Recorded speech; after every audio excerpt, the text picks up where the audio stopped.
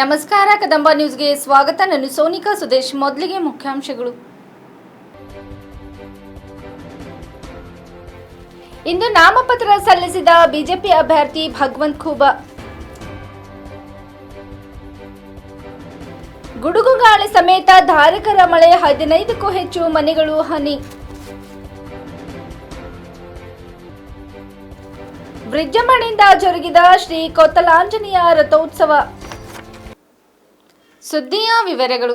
ಮೇ 7ರಂದು ನಡೆಯಲಿರುವ ಬೀದರ್ ಲೋಕಸಭಾ ಚುನಾವಣೆಗೆ ಇಂದು ಬಿಜೆಪಿ ಅಭ್ಯರ್ಥಿ ಭಗವಂತ್ ಖೂಬಾ ಅವರು ಡಿಸಿ ಕಚೇರಿಯಲ್ಲಿ ನಾಮಪತ್ರ ಸಲ್ಲಿಸಿದರು. ಅದಕ್ಕೂ ಮುಂಚೆ ಬೀದರ್ ನಗರದ ಗಣೇಶ್ ಮೈದಾನದಲ್ಲಿ ಆಯೋಜಿಸಿದ್ದ ಕಾರ್ಯಕರ್ತರ ಬೃಹತ್ ಸಮಾವೇಶದಲ್ಲಿ ಭಾಗವಹಿಸಿ ಮಾತನಾಡಿದ ಅವರು, ಕಾಂಗ್ರೆಸ್ ಪಕ್ಷ 60 ವರ್ಷದಲ್ಲಿ ಮಾಡದೇ ಇರುವ ಕೆಲಸವನ್ನು ನಾನು ಕೇವಲ ಮೋದಿ ನೇತೃತ್ವದಲ್ಲಿ 10 ವರ್ಷದಲ್ಲಿ ಮಾಡಿ ತೋರಿಸಿದ್ದೇನೆ ಎಂದರು. ಮುಂದುವರೆದು ಮಾತನಾಡಿದ ಅವರು, ಬೀದರ್ ಜಿಲ್ಲೆಯಲ್ಲಿ ಖಂಡರೆ ಪರಿವಾರ 65 ವರ್ಷಗಳಿಂದ ಆಡಳಿತ ನಡೆಸಿ ತಮ್ಮ ಸ್ವಾರ್ಥಕ್ಕಾಗಿ ಜನರನ್ನು ಬಳಸಿಕೊಂಡಿದ್ದಾರೆ. ಅನೇಕ ಕೊಲೆಗಳನ್ನು ಮಾಡಿ ರಾಜಕೀಯದಲ್ಲಿ ಮುಂದೆ ಬಂದಿದ್ದಾರೆ. ಬೀದರ್ ಜಿಲ್ಲೆಯಲ್ಲಿ ಪರಿವಾರದ ಕೊಡುಗೆ ಏನು ಎಂದು ಪ್ರಶ್ನಿಸಿದರು. ಕಾಂಗ್ರೆಸ್ ಅಭ್ಯರ್ಥಿ ಸಾಗರ್ ಖಂಡ್ರೆ ಬಗ್ಗೆ ವ್ಯಂಗ್ಯ. ಭಗವಂತ್ ಖೂಬಾ ಮಾತನಾಡಿ, ಬೇಟಾ 1 ನಂಬರ್ ಆದರೆ ಬಾಪ್ 10 ನಂಬರ್ ಇದ್ದು ಹಣ ಮತ್ತು ಅಧಿಕಾರದ ಮದದಲ್ಲಿರುವ ಖಂಡ್ರೆಯವರಿಗೆ ಈ ಬಾರಿಯ ಲೋಕಸಭಾ ಚುನಾವಣೆಯಲ್ಲಿ ಅಪ್ಪನಿಗಿಂತ ಮಗ ಕಳೆದ ಬಾರಿಗಿಂತ ಹೆಚ್ಚಿನ ಮತಗಳ ಅಂತರದಿಂದ ಸೋಲುವುದು ಖಚಿತವಾಗಿದೆ ಎಂದರು. ಮುಂದುವರೆದು ವಾಗ್ದಾಳಿ ನಡೆಸಿದ ಭಗವಂತ್ ಖೂಬಾ, ಸರ್ಕಾರದ ಗ್ಯಾರಂಟಿಗಳನ್ನು ಮುಂದಿಟ್ಟುಕೊಂಡು ಜನರಿಗೆ ದಾರಿ ತಪ್ಪಿಸಿ ಮತಗಳನ್ನು ಪಡೆದು ಗೆಲ್ಲುವ ಭ್ರಮೆಯಲ್ಲಿರುವ ಖಂಡ್ರೆ ಅವರಿಗೆ ಜಿಲ್ಲೆಯಲ್ಲಿ ಯಾರೊಬ್ಬರು ಕೂಡ ಪ್ರತಿನಿಧಿಸಲು ನಾಯಕರು ಎದ್ದಿಲ್ವಾ ಎಂದು ಪ್ರಶ್ನೆ ಮಾಡಿದರು. ಸಾಗರ್ ಖಂಡ್ರೆ ಅವರು ಬೆಂಗಳೂರಿನ ಲಾ ಕಾಲೇಜಿನಲ್ಲಿ ಓದಿ ರೈತರ ಬಗ್ಗೆ ಮಾತನಾಡುತ್ತಾರೆ. ರೈತರ ಬಗ್ಗೆ ಇವರಿಗೆಷ್ಟು ಗೊತ್ತು ಎಂದು ಪ್ರಶ್ನೆ ಮಾಡಿದರು. ನಾನು ಬೀದರ್ ಜಿಲ್ಲೆಯಲ್ಲಿ 3ನೇ ಅವಧಿಗೆ ಗೆದ್ದು ಬಂದ ನಂತರ ಇಡೀ ರಾಜ್ಯದಲ್ಲಿನ ನಂಬರ್ 1 ಜಿಲ್ಲೆಯನ್ನಾಗಿ ಮಾಡುತ್ತೇನೆ ಎಂದು ಭರವಸೆ ನೀಡಿದರು.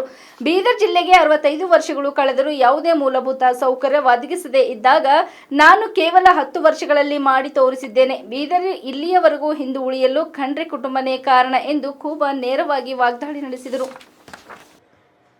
ಅಷ್ಟೇ ಅಲ್ಲ, ಇವತ್ತು 10 ವರ್ಷದಲ್ಲಿ ಮಾಡಿದಂಥ ಸಾಧನೆಗಳು ಮತ್ತೆ ಮುಂದೆ ನಿಮಗೆ ವಿಶ್ವಾಸವನ್ನು ಕೊಡ್ತೀನಿ.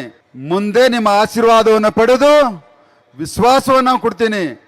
2047ರ ಭವ್ಯ ಮತ್ತು ದಿವ್ಯ ಭಾರತವನ್ನು, ಅದರ ಜೊತೆಯಲ್ಲಿ ನಮ್ಮ ಬೀದರ್ ಜಿಲ್ಲೆಯ ಕೊಡುಗೆ ಕೂಡ ಪ್ರತಿಯೊಂದು ಜಿಲ್ಲೆ ಕೊಟ್ಟರಷ್ಟೇ ನಮ್ಮ ಜಿಲ್ಲೆನೇ ಇರ್ತದೆ ಅನ್ನುವಂಥದ್ದನ್ನು ಹೇಳ್ತೀನಿ. ಇವತ್ತು ಅನೇಕ ಸುಳ್ಳುಗಳನ್ನು ಹೇಳಿ, ಸುಳ್ಳು ಹೇಳೋದ್ರಲ್ಲಿ ತಂದೆ ಮಕ್ಕಳು ಬಹಳ ನಿಸ್ಸಮರು ಅಂತ ನನಗೆ ನಿನ್ನೆ ಗೊತ್ತಾಯಿತು. ಎಷ್ಟು ಸುಳ್ಳು ತಂದೆ ಕೇಳಿದ್ರು ಅಷ್ಟೇ ಸುಳ್ಳು ಮಗ ಕೂಡ ಕೇಳ್ದ. ನನ್ನ ಪ್ರಶ್ನೆಯನ್ನು ಬಹಿರಂಗ ಸವಾಲಿಗೆ ಬನ್ನಿ ಅಂತ ಹೇಳ್ದ. ಇದು ಜನಸೇವೆ ಮಾಡುವಂಥ ಚುನಾವಣೆ. 10 ವರ್ಷದಲ್ಲಿ ನಾನು ಜನರ ಆಶೀರ್ವಾದವನ್ನು ಮತದಾನ ಮುಖಾಂತರ ಪಡೆದು 10 ವರ್ಷ ಸೇವೆಯನ್ನು ಮಾಡಿದ್ದೀನಿ. ಆದರೆ ಸುಳ್ಳು ಹೇಳೋದ್ರಲ್ಲಿ ತಂದೆಗಿಂತ ಮಗ ಮೀರಿದವ. ಬಾಪ್ ನಂಬರಿ ಆಯ್ತು, ಜೋರ್ ಸೆ ಬೋಲ್ನ ಯಾರು, ಬಾಪ್ ನಂಬರಿ ಆಯ್ತು, ಬಾಪ್ ನಂಬರಿ ಆಯ್ತು. ಇದು ತಂದಿನೇ ಏನೋ ಕಡಿಮೆ ಸುಳ್ಳು ಹೇಳ್ತಾನೆ ಅಂತ ತಿಳ್ಕೊಂಡಿದ್ದೆ ನಾನು. ಬಾ ಎತ್ತಿದ್ರೆ ಈಶ್ವರ ಖಂಡ್ರೆ ನುಡಿದಂತೆ ನಡಿಬೇಕು ಈ ಜನ್ಮ ಕಡೆ ಅನ್ನುವಂಥ ಶ್ಲೋಕವನ್ನು ಹೇಳಿ, ಶರಣರ ಶಬ್ದಗಳನ್ನು ಹೇಳಿ ಭಾಷಣವನ್ನು ಪ್ರಾರಂಭ ಮಾಡ್ತಾರೆ. ನುಡಿದಂತೆ ನಡೆ ಈ ಜನ್ಮ ಕಡೆ. ಆದರೆ ನಿಮ್ಮ ಬಾಯಿಂದ ಒಂದೊಂದು ನುಡಿಗಳು ಬಂತಂದ್ರೆ ಯಾವುದಾದರೂ ದ್ವೇಷ, ಕಪಟ ರಾಜಕಾರಣವನ್ನು ಹೊರತು ನಿಮ್ಮ ಬಾಯಿನಿಂದ ಮತ್ತೇನು ಬರಲಿಕ್ಕೆ ಸಾಧ್ಯ ಇಲ್ಲ. इंतः समय ಆಗ್ತಾ ಇದೆ बंधुगळे. मी अजून एक विनंती करतो, गेले 10 वर्षापासून सगळ्यांचा मत घेऊन ह्या जिल्ह्याच्या विकासासाठी आणि प्रत्येक समाजाच्या गौरवने अभिनंदनासाठी, अभिमानासाठी मी राबलेलो आहो. मी कृपा करून विनंती करतो, इंडिपेंडेंट म्हणून कॅन्डिडेट घालू नका. हे चुनाव देशाची चुनाव आहे. हे चुनाव प्रधानमंत्री नरेंद्र भाई मोदीचे प्रधानमंत्री बनण्याचे चुनाव आहे. हे चुनाव सर्व जाती धर्म भाषा पंथ प्रांत सगळ्यांचा विकास करायची चुनाव आहे. मी हात जोडून विनंती करतो, तुम्ही अपेक्स म्हणून उभे करून भारतीय जनता पार्टीला नुकसान करायचं काम करू नका. मी दोन्ही हात जोड करून तुम्हाला विनंती करतो.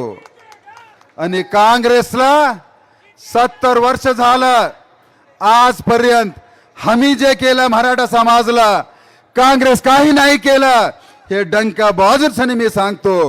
पण काँग्रेसला कोणी बोलत नाहीत, फक्त भाजप आणि भाजपचा संसदला बोलता.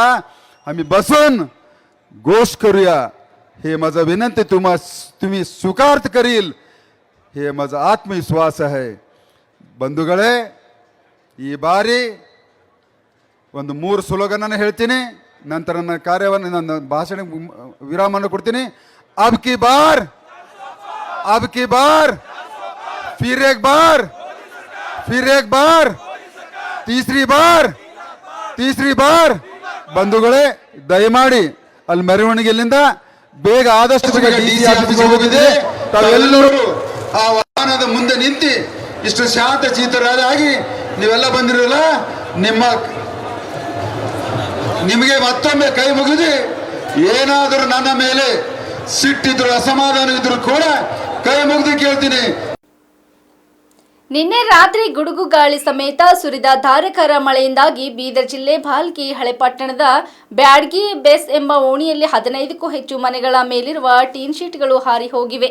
ಇದೇ ವೇಳೆಯಲ್ಲಿ ಮನೆಯಲ್ಲಿ ಮಲಗಿದ್ದ ಹುಡುಗಿಯ ಮೇಲೆ ಟೀನ್ ಶೀಟ್ ಒಂದು ಬಿದ್ದು ಗಂಭೀರವಾಗಿ ಗಾಯವಾಗಿದ್ದು, ಇದೀಗ ಹುಡುಗಿ ಸರ್ಕಾರಿ ಆಸ್ಪತ್ರೆಯಲ್ಲಿ ಚಿಕಿತ್ಸೆ ಪಡೆಯುತ್ತಿದ್ದಾಳೆ. ನಿನ್ನೆ ಸುಮಾರು 2 ಗಂಟೆಗಳ ಕಾಲ ಸುರಿದ ಮಳೆಯಿಂದಾಗಿ 15ಕ್ಕೂ ಹೆಚ್ಚು ಮನೆಗಳಿಗೆ ಹಾನಿಯಾಗಿವೆ ಎಂದು ತಿಳಿದು ಬಂದಿದೆ.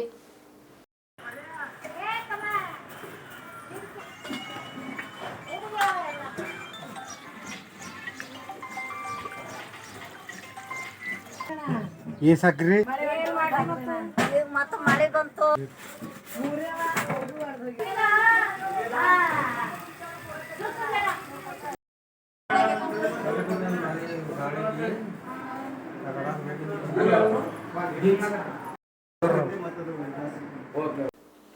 ವಿಜಯನಗರ ಜಿಲ್ಲೆ ಕೂಡ್ಲಿಗಿ ಶ್ರೀರಾಮನವಮಿಯಂದು ಪಟ್ಟಣದಲ್ಲಿ ಶ್ರೀ ಕೊತ್ತಲಾಂಜನೇಯ ರಥೋತ್ಸವ ಜರುಗಿತು. 3 ದಿನಗಳ ಮುನ್ನವೇ ರಥೋತ್ಸವ ಪೂರ್ವ ತಯಾರಿ ಹಾಗೂ ವಿವಿಧ ಧಾರ್ಮಿಕ ಕಾರ್ಯಕ್ರಮಗಳು ಜರುಗಿದವು. ಏಪ್ರಿಲ್ 17ರಂದು ಸಂಜೆ ಶ್ರೀ ಕೊತ್ತಲಾಂಜನೇಯ ರಥೋತ್ಸವ ಬಹು ವಿಜೃಂಭಣೆಯಿಂದ ಜರುಗಿತು. ಪಟ್ಟಣ ಸೇರಿದಂತೆ ವಿವಿಧೆಡೆಗಳಿಂದ ಆಗಮಿಸಿದ್ದ ಅಸಂಖ್ಯಾತ ಭಕ್ತರು ರಥೋತ್ಸವದಲ್ಲಿ ಭಾಗಿಯಾದರು. ಅಂತೆಯೇ ತಾಲೂಕಿನ ಕುಪ್ಪೆನಕೆರೆ ಗ್ರಾಮದಲ್ಲಿ ಶ್ರೀ ಆಂಜನೇಯ ರಥೋತ್ಸವ ಬಹು ವಿಜೃಂಭಣೆಯಿಂದ ಜರುಗಿತು. ಕುಪ್ಪಿನ ಸಮಸ್ತ ಗ್ರಾಮಸ್ಥರು ಸೇರಿದಂತೆ ವಿವಿಧ ಗ್ರಾಮಗಳಿಂದ ಆಗಮಿಸಿದ ಅಸಂಖ್ಯಾತ ಭಕ್ತರು ಸಾಕ್ಷಿಯಾದರು. ದಾಖಲು ಮೊತ್ತದಲ್ಲಿ ದೇವರ ಪಟ್ಟ ಹರಾಜು ಪಡೆದ ವಿಬಿ ಸುನಿಲ್ ಕುಮಾರ್ ಕೂಡ್ಲಿಗಿ ಪಟ್ಟಣದ ಶ್ರೀ ಕೊತ್ತಲಾಂಜನೇಯ ರಥೋತ್ಸವ ಸಂದರ್ಭದಲ್ಲಿ ಭಕ್ತಿ ಪೂರ್ವಕವಾಗಿ ಭಕ್ತಾದಿಗಳು ಹರಾಜು ಮೂಲಕ ಪಡೆಯುವ ಪಟ್ಟ ಹರಾಜು ಜರುಗಿತು. ಪಟ್ಟ ಹರಾಜು ಈ ಬಾರಿ ದಾಖಲು ಮೊತ್ತದಲ್ಲಿ ಹರಾಜಾಗಿದೆ. ಪಟ್ಟಣದ ವಾಲ್ಮೀಕಿ ಸಮಾಜದ ಯುವ ಮುಖಂಡ ವಿಬಿ ಸುನಿಲ್ ಕುಮಾರ್ 8,100,000 ರೂಪಾಯಿಗಳಿಗೆ ಪಡೆದಿದ್ದಾರೆ.